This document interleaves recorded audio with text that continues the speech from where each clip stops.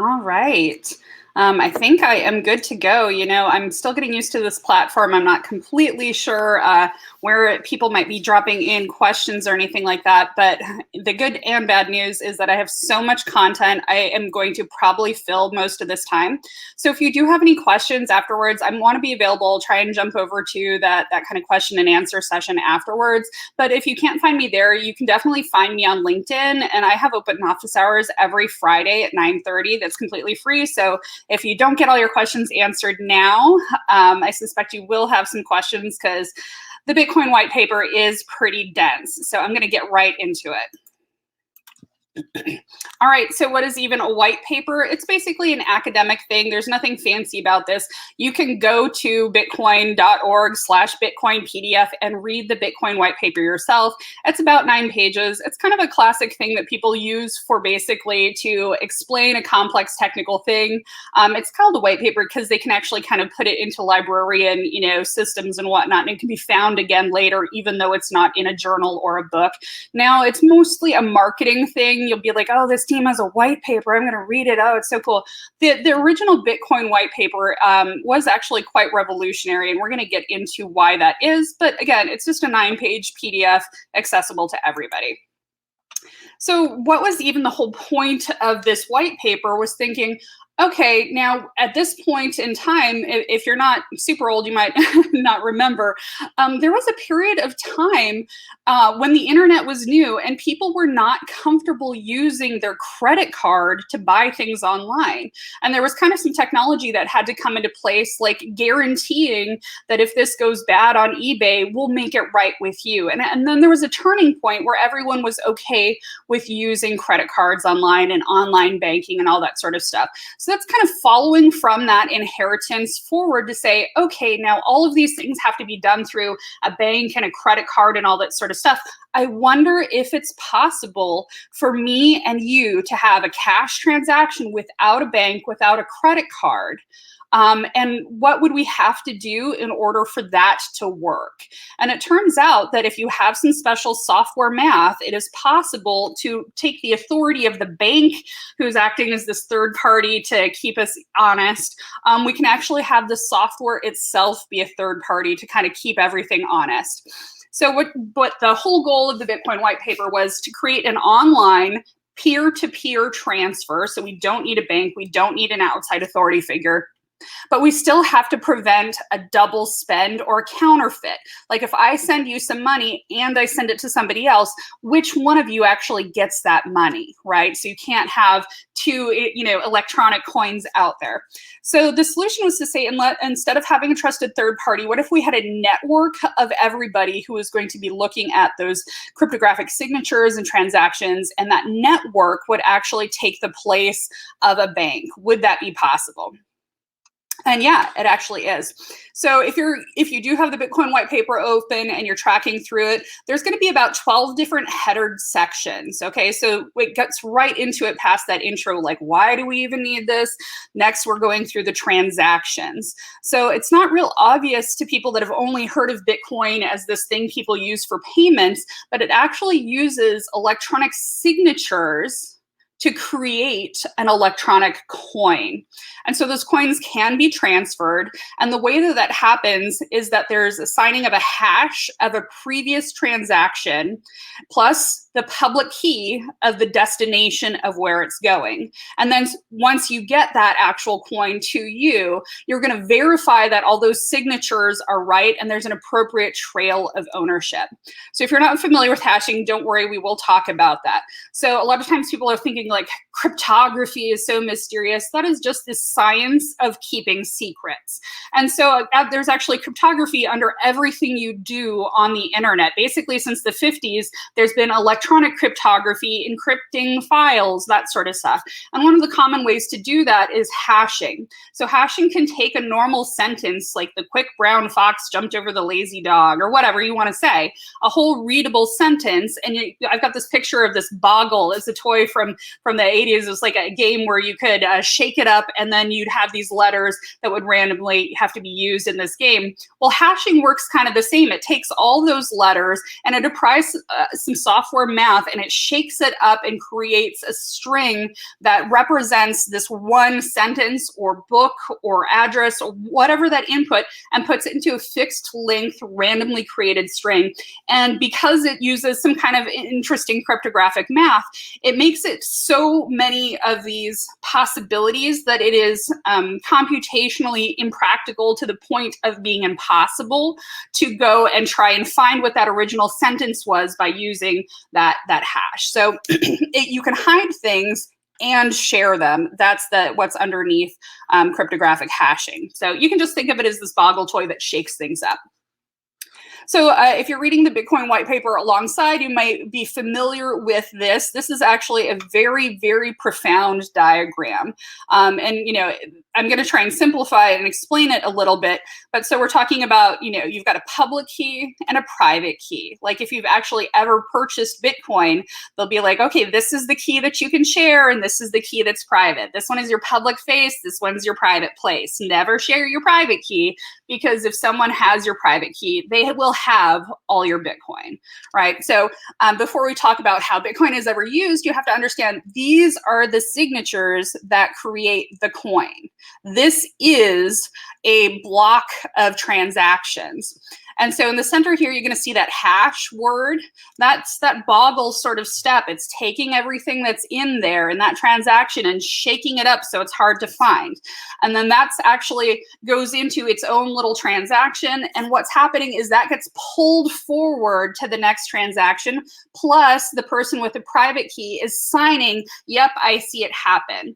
And so to get this pulled forward inheritance, you kind of have a mommy and a daddy. So you've got the hash of the transaction, and you've got the signature of the key, and now those can go forward. So this is an example of a block with 3 transactions in it, and you see those signatures, owner signature, that actually is the process of making a coin. So we're going to get into that. A lot of what the Bitcoin white paper talks about is like, first, here's a transaction. Now here's a block. Here's how this prevents fraud. And then the math about it, proving that this works mathematically if you want to get that deep. Today, we're not going to get into the calculations, but you'll actually see, okay, this isn't some hocus pocus where there's really just a couple of guys in a room hitting a keyboard. It is actually the computers themselves gossiping with each other to keep track of things. Okay, so one of the things that's not real obvious to get to the point where you can have online transactions is because computers can do a lot of things all at once, you have to determine, okay, which coin is the real one and which one is counterfeit. If I get a bunch of these electronic coins at the same time, how do I know this one is legitimate and not a double spend of something else? And the only way that you can verify that computationally and practically is to know about all the transactions for all time. So banking, you know, keeps transactions private because they're hiding what actual transaction happened, but you can know the person. Bitcoin kind of inverts that. You know, you have to know all of everybody's business, but I don't know who exactly did that. It's a little bit more like the stock exchange. You just see a transaction happen, and I can't automatically be like, oh, that was Bill Gates's money. Cool, cool. So it hides that by just focusing on the transactions itself. So in order to even have that, you have to say which transaction happened first. So it's not real obvious, but a timestamp is critical in order to have this peer-to-peer transfer. And then the network, all the other participants that are all keeping track of the transactions and listening for what's happening have to agree which thing happened first. And so everything has to be announced and agreed. And so there's actually kind of, you know, computer steps of how that happens. So the computer, and this little clip up here at the top is what's actually taken from the Bitcoin white paper. Again, it looks like a very simple diagram if you've never looked before. But what it does is something quite profound. So a computer is taking a block of transactions plus a timestamp, and then it's going to do that boggle and shake it all up and do that software math. Then that hash is shared and provides that timestamp. Hey guys, I've got this random number. This thing happened at this time. And then that is going to go ahead and pull forward, including the hash of the previous block. That's kind of your mommy and your daddy with that timestamp is what pulls the whole thing forward. So you have a block chained to another block. You get blockchain. So in order to even add blocks to the chain, you have to win the chance to do that. So the timestamp is added to a transaction, the hash happens, and then that hash has to be completed with a proof of work. You have to solve a puzzle, and you have to be the best winner of that puzzle in order to be allowed to add a block of transactions into the blockchain. So transaction records only work once, and that's just by design because that's going to prevent that double spend. Like, hey, if this has been spent once, that's all you get. It's basically gone after that. So if you wanted to try and, you know, fudge the system, the reason why this is profound is it requires this redo of the puzzle.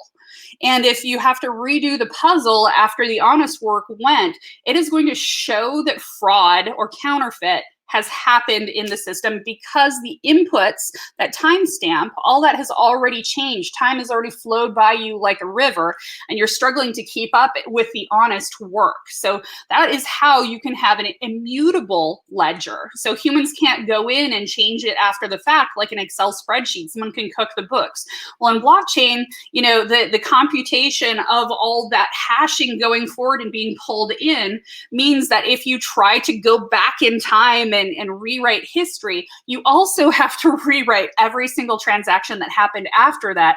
And that's like so many lies. You're busy keeping up, building more and more lies. Well, the honest work is running ahead of you computationally, and it is effectively impossible for the fraud to catch up with the honest work as long as most of the people in the network are performing in honest ways. So, you know, you've got a lot of different transactions are being proposed at once. And this is where we're going to get into proof of work. How do we actually decide what gets to go and when? Right? It's like a busy train station. You need a turnstile. Everybody's trying to crowd in. Then you've got that little gating factor so one gets through at a time. You need everything in a single file line, all those transactions, so that everybody in the network knows what happened first, because everything after that is counterfeit, right? So you've got to have this throttling mechanism or a turnstile. So the thing now that we get into a little bit more of that inheritance, you know, there's not a lot that's esoteric or confusing about Bitcoin because it builds on a lot of existing things. So all of us have email, all of us are familiar with a spam folder, but once upon a time, there wasn't a spam filter on email. This guy named Adam Back actually created a very interesting anti-spamming mechanism that is used under everything called Hashcash.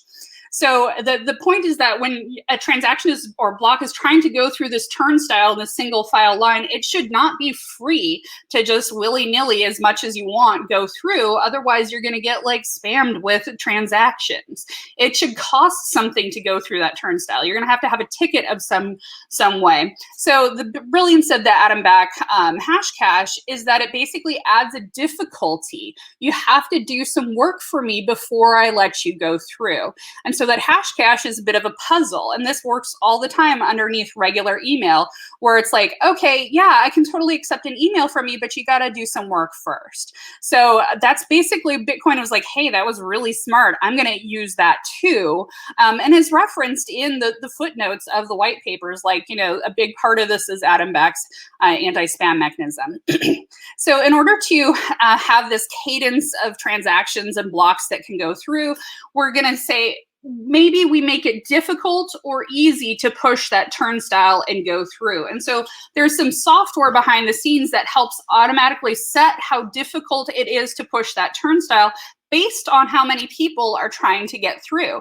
If nobody's at the train station, it doesn't matter. You can take any turnstile you like. If it's 100,000 people trying to get through, you know, we're just going to let one person go every so often, right? And so the actual puzzle is very clever as well. You're trying to find a secret value, okay? You're just guessing a value that when it's put together with one of those hashes will lead to another output with a bunch of leading zeros. So it's like, this is your classic classic, you've got, monkeys hammering on the keyboard trying to come up with Shakespeare. So you get this banging of brute force computation that's like, okay, if I take this, then I'll go ahead and did this one? No. Okay, I'll try another one. Take this, and because it's computers, it's going a bajillion times a second, right? So the throttling is critical so you don't get an overflow, and it assigns importance to whatever active chain. It's not super obvious, but at any given time, there's a lot of people trying to add a block, and it's not proven until some other steps have been gone through. So there's kind of some iterations that, once the honest work is pulling ahead, you've got to do like 6 more of those with the puzzle and the running and the puzzle and the running until you've gotten through enough of these so exponentially it creates an almost impossible to overcome distance with that brute force computing, because you have to do this brute force computing. I'm trying to win the puzzle. And then, the honest work is like, hey, somebody won and is moving on without you. And you're like, well, if I want to try and get this thing in, I have to go and redo all this other work, and it can just never catch up as long as most of the participants in the network are honest.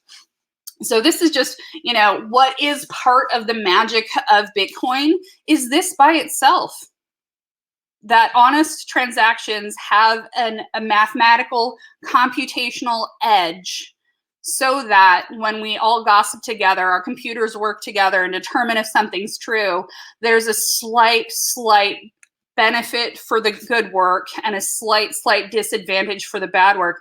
If the bad actors do not get a jump right away, they can never catch up. And so that's where you hear about things like 51% attack. That's because they have slightly more than half of the network. They can kind of force it. And so newer blockchains have some mitigation against that. But today we're just talking about Bitcoin. Okay, so what is this proof of work? This is the most interesting thing. When people think of Bitcoin, they think of that brute force computing. I've got to, have a mine, and I'm going to be mining, and I have to have cheap electricity. It's going to be really crazy. There's newer stuff now, but even this was very revolutionary. So we're going to have a nonce, which is basically in cryptography, this number that's more or less just used once. And we're going to say, okay, if I'm trying to pick a number that when put together with this hash will equal something with a bunch of leading zeros, I might as well just start with 1. Did that get it? No, I'll start with 2. Did that get it? Did 3 get it? Did 1,800,000 get it? And at some point you're trying to hit this output that has enough leading zeros that this was that brute force, like I have to have 32 leading zeros in this. So it's an incredible amount of computation just going crazy in there until you hit that right number. And whoever does that wins the right to add a block. So that's that throttling mechanism we're talking about. So if you're looking at proof of work, you'd be looking on the white paper at something like this. If you're trying to explain it to a friend, you can think of it as like a Sudoku puzzle that gets bigger the more people try and solve it. So this difficulty is set into the software of Bitcoin that says, hey, we only want someone to be able to solve it on average every 10 minutes. So if a lot of people are trying to solve it, we'll make the puzzle harder and bigger until no matter what, only every 10 minutes happens. And there you've got that throttling that's critical in order to prevent the system from getting flooded. So how does the network work? Okay, so we've got all these different nodes. Everybody has to be listening to the transactions. So the network pieces of, Bitcoin and distributed ledger, that's the distributed part, right? So essentially there's minimal structure to it. Messages are just broadcast on best effort. If you're not there to pick up, it's not a big deal. When you wake up, I'll tell you what I had and all your friends will tell you what they had, and you'll just accept the longest chain and get caught up. It's not a big deal. So you can absolutely leave and join. So how it works for the computers, do not feel like you have to read these. These were notes that I cribbed from the graduate class that David teaches. I put together slides for that. So essentially your computer that's running a node is going to say, hey, this is the version of the chain that I have. This is how many blocks it has. And this is what time I think it is. If the other node out there is like, hey, yeah, I'll talk to you. We're friends. That's cool. What do you know? What's good? And so you're going to say, hey, yeah, I know you too. Let's talk. Then you're going to collect some time data, be like, it's kind of a very interesting problem. It's not real obvious that there is no global time in computing because reasons. If there's not the way that we use time for like science and physics and stuff is kind of different from the way that time is used in computers. So they're kind of also doing a little bit of consensus on this. Is like, this is what I think, and whatever they kind of agree on is what they work off of. And so there's a median time that's basically used. And then the next thing is like, once we've got that handshake and we're talking, we've agreed what time it is, we'll be like, hey, who do you know? Here's everybody that I know. And we're going to gossip not just about what transactions are happening, but my entire, address book. It'd be like, oh, these are the nodes that I talk to. And that way we can not only have an idea of shunning bad transactions or bad actors attempting to win blocks, but also nodes that are trying to get a leg up to be fraudulent in the system and tell us things that aren't true. So essentially now we would start talking about the transactions I think that are happening. We're going to be requesting information. We're going to be talking to our peers. And essentially any computer that connects to the Bitcoin network is a node, right? So if you're connected at all, you're a node. But there's full nodes that literally keep the entire record from the beginning. So Bitcoin started in 2009. If you're running a full node, you have literally every transaction from ever, right? If you're just carrying one around on your phone, you're like, I've got a lightweight version. It's kind of doing an abbreviated version of just this particular moment in time and a couple other things behind the scenes. So if you're looking like, well, where does Bitcoin even live? You'd be looking for, full nodes in the Bitcoin core. Okay, so how it works, transactions are broadcast. A node, your computer, my computer, any node is gonna go ahead and collect transactions. I'm like, hey, here's some people that wanna do some stuff. I'm gonna try and put together my block. I'm gonna try and get that puzzle made for my block. I'm gonna hash it. I'm gonna try adding, the proof of work with the nonce, and I'm gonna try and if I win one, I'm like, look, guys, I have my 32 zeros. Do I win? Do I get to go? And I tell everybody about it, and all of my transactions would be included. And now everybody else is trying to be like, hey, I'm not so sure about this. I'm going to verify what you told me before I start building on it. No shade. I just got to check for my own reasons. Okay. Now, once they have accepted it, if they start building on it, they use your block as the history, the mommy and the daddy. They're like, yeah, come on down. That sounded right. I'm going to pull your, inheritance forward into my block. And you're like, oh, they really liked it. Good, good, good. Okay, so the incentives. This is mostly what people think about when they think about Bitcoin, are the actual cryptocurrency coins that people are like, oh, I'm so fancy, I have cryptocurrency. This is the one part of the Bitcoin white paper, kind of keeping an eye on, is these transactions create a lot of work. And so this is a way to go ahead and reward people for doing that computer work of solving puzzles and gossiping with each other. It said, hey, okay, if you win, if you got that block across the finish line, let me go ahead and give you some Bitcoin. You can use that later for something else. Now, this became kind of like a coupon that was essentially used as a store of value. And there's a whole separate universe of this creation of a new money market around using those. But that was not really contemplated in the original Bitcoin white paper. This was just talking about how can we have a peer-to-peer transaction.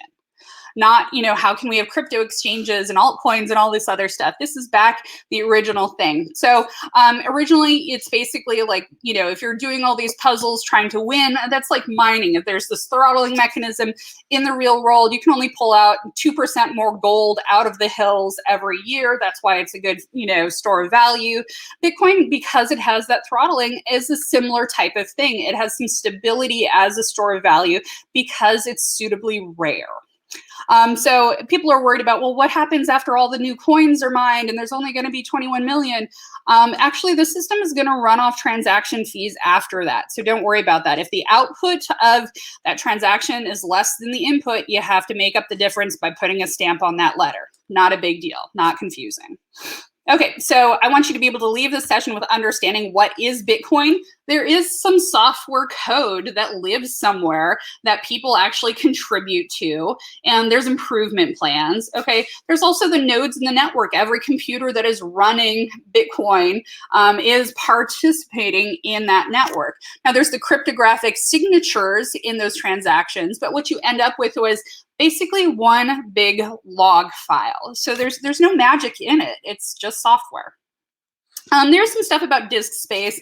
You'll recognize this. It's basically like, hey, I don't have to know your whole family to know you're descendant from somebody. That's essentially what we're talking about, pruning out the Merkle tree. If you're super into math, you'll find this exciting and you can brag about it to your friends. If not, we can skip it.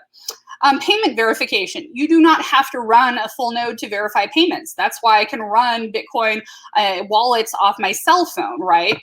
You just have to keep a copy of the block header and some, the pruning Merkle branch, and then linking. You can see that the network has actually already accepted it. That address is good to go, and you're fine to work off that like it is already true, because all the other people have done a lot of heavy lifting behind the scenes. So again, this is that simplified verification. Like, be familiar with this, and I'll tell you a little bit what it means too. Is like when you're doing those sort of transactions, you don't have to get involved in the heavy lifting as long as there's plenty of nodes. If you're thinking about getting into a new cryptocurrency or a new blockchain, the number of nodes matters. So they'll take away on that one. So combining, sometimes people don't understand how these work on the inside. It's not like one coin in, one coin out. It's basically everybody sends some in, and then I get my change back, and you get where you're supposed to get. Privacy is kept by keeping the public key anonymous. So you have a key and you're known by that key. Nobody calls up and says, hey, is this McAfee or whatever. There are some calculations in there, and this whole section is just talking about how the honest work overcomes the fraudulent work. And essentially that transaction where I had the one guy, the blue guy was outrunning the orange guy. That's basically just some math on how that actually works. So the outcome, the conclusion, is that you can have transactions without relying on a bank or some sort of other trusted source like a credit card company. You can actually prevent a double spend or counterfeit in that system. You just have to have a peer-to-peer network with some sort of proof of work, or now there's other proof methods, and honest transactions come ahead. So that puts me exactly on time. Obviously, it's a lot of content. David actually teaches a full semester-length graduate course that covers, I had to weed out about 300 slides to get down to 20 minutes for you guys. So if you do have more questions, please come find me on LinkedIn. I'm Jade Barker, the Warrior Princess of Tech. Also, we have open office hours every Friday. I do keep a link for that in my LinkedIn profile as well. And that's all I've got, I think. Thank you so much.